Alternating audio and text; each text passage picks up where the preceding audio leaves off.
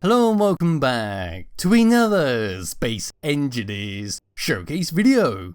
In today's video, we're looking at another large block non-combat ship with everything you need to survive in survival mode. This one is called the Argentavis Mk II, which is this lovely thing over here. So this is a very large ship that features both hydrogen and atmospheric thrusters. It's got full-scale refineries, it's got assemblers, it's got modules, and plenty of ways to get in and out. The only thing this thing is lacking is weaponry, but there are plenty of spaces around the ship to add them in if you needed. Pressing F10 and finding the Argentavis in the spawner menu. There it is. This thing is 2,908 large blocks, using the decorative block number 1 and decorative block number 2 DLC packs. Got a little bit of information about it on the Steamboat shop page, where it says it's got 4 jump drives, 2 refineries, 2 assemblers, and a good sized hangar for you to fit 2 miners in. So with this thing a thumbs up, I'll move around to the very front, we'll have a quick look around the outside, we'll have a tour of the interior. We'll only look at one side because the opposite side is the exact same, and then we'll fly around for a bit and maybe just slam it into a mountainside. So at the very front, this is all we get. So we can see a lovely glass bridge to fly this thing around with a transparent LCD screen showing us our artificial horizon.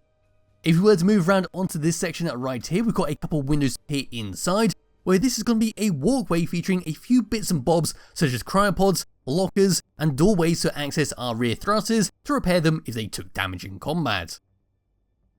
If we were to continue along this wing, this is all we get, just one hell of a lot of black clean blocks, and we can see a large atmospheric thruster sticking out the bottom there to make sure we don't crash down on a planet. Coming all the way around onto the side of this vehicle, this is all we get, so there's that large atmospheric thruster. There's some great use of our catwalk, some great use of our window blocks. And over onto this section, this is a side docking pad. So we've got a camera to help dock ships up, we've got a connector to lock them in place, we've got what looks like a sensor being clipped in to these little blocks right here. Not too sure what's happened there. Yes, we've got a catwalk to go inside, we've got a double door for an airlock, and we'll return back to that sensor when we go around the interior just to check what it does. Anyway, round towards the back of this, we've got one hell of a lot of atmospheric thrusters to help push us around, as well as one large hydrogen thruster to help us out while in space. That's how that's been set up. We can see a couple more windows appear inside, and this will be for our hangar bay. So a hangar bay, like it says on the workshop, is got a fairly decent size. You can fit 2 miners in here, or maybe even a medium-sized fighter ship, or even a land vehicle if you needed. We've got plenty of places to connect up to, as well as our medical bay, of course a couple of gyroscopes. We'll take a better look at that on foot. Around and towards the very back of this, we've got even more large atmospheric thrusters, and this is our hangar bay doors to get in and out, with a lovely button on both sides to be able to open it up. We do have a button on the interior, just to go and close up when we need it. Come all the way up and start to look down, this is all we get. So we can see even more hydrogen thrusters, we've got a couple of parachute hatches, and we've got some lovely use for our window blocks to make sure we can peer outside from the interior. We also got a remote control block and antenna just in case we need it. Then coming across onto this wing, this is all we get. Then going towards the front, then across to the main body, there we go. Just dropping down and coming underneath it past our hangar bay doors, this is all we get. So we got 4 large hydrogen thrusters and 2 large atmospherics to keep us off the ground. Getting a bit closer to the main body, we can see some window blocks where behind it we can see our 4 jump drives. And moving away from that and coming over to the wing, this is what we're going to use to land ourselves down on with what I believe are suspension blocks. Not too sure what that block actually is. I'm pretty sure that's a suspension block, but I could be wrong with that. And it looks like it's being clipped in through some blocks, so hopefully it won't go clang when we fly this thing around.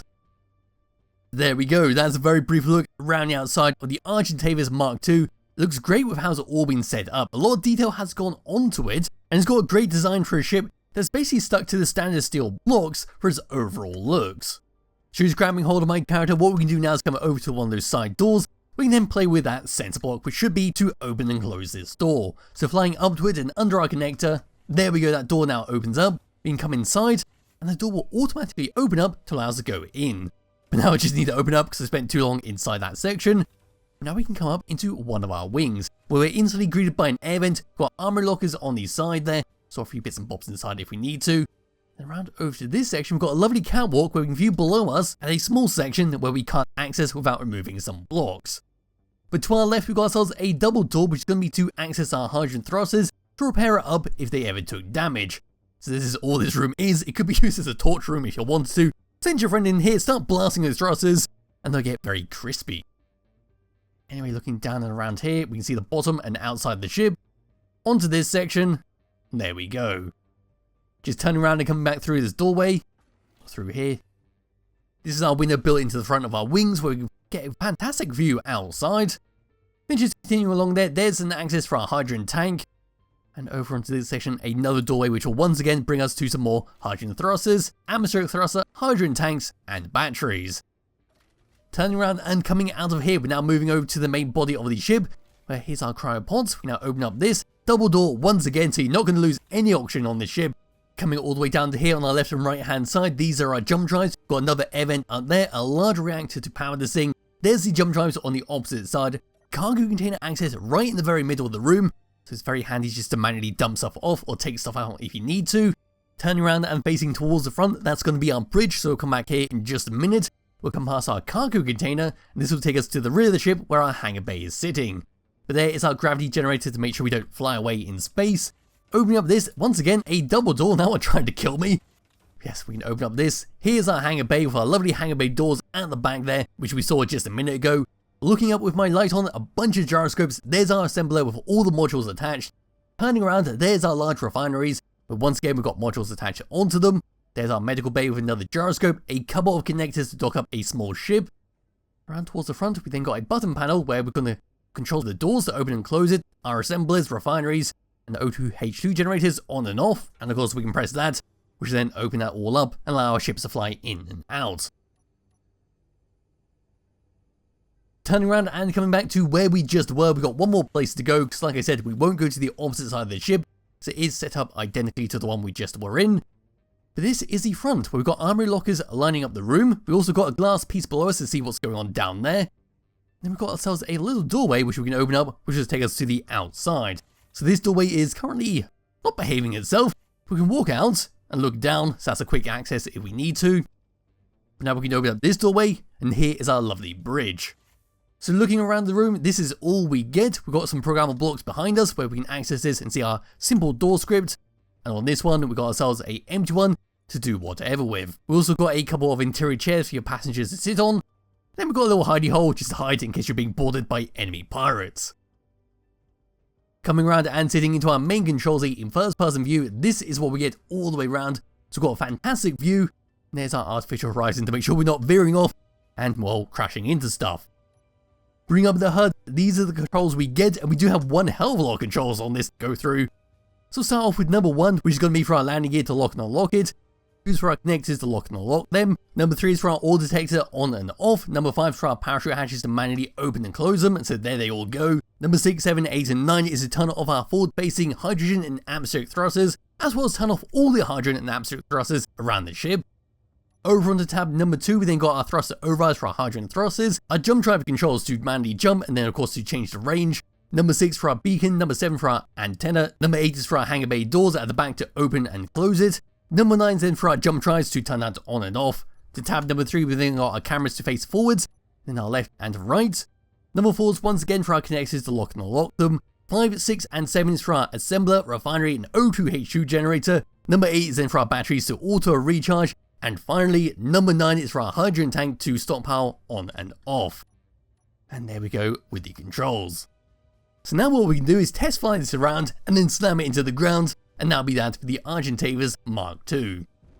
So flying it forwards, this is what we get, with some great speed thanks to our large atmospheric thrusters and large hydrogen thrusters, as well as all the small atmospheric thrusters just pushing us around.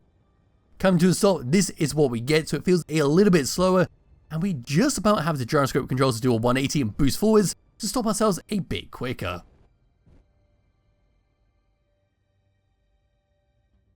Moving left and moving right, we're quite slow with that. Moving down and then moving up. Moving down we're quite quick, but that's going to be gravity based and it's going to be assisted by those hydrogen thrusters along the top. Moving up we're a bit slower, but it's not too bad at the end of the day. And then wiggling my mouse around, this is what we get. So as you saw from the 180, we do have plenty of control, but it is very, very heavy to turn this thing around. It does drag quite a lot, which does suit this size of ship. But now what we can do, which is my favourite part of the video, is of course, we're going to fly straight down into the ground, see what kind of damage we can deal to it, And that'll be that for this little ship. So here we go, all the way down. And there we go. That was a fantastic crash. It looks like we lost quite a lot of the ship. It doesn't seem too bad. That is one of our programmable blocks. Come down to here. Yes, we can. So that's the doorway that will lead to that interior. We now come out this door and we will see the proper damage we took. And there we go. That looks like it is perfectly salvageable. So if you do have a head-on collision or fly straight down into the ground, you just need to put on a new cockpit and you should be able to fly this thing away like it never happened. So anyway, there's it for the Argentavis Mk II. It's a great looking ship. It's got all you need to survive in survival mode. Like I said at the start of the video, you can easily attach guns onto this if you need to. And as per usual, there'll be a link to it in the description below, as well as the Skybox I'm currently using. You could just about make it out. I'll be back with another video some point soon. Bye bye.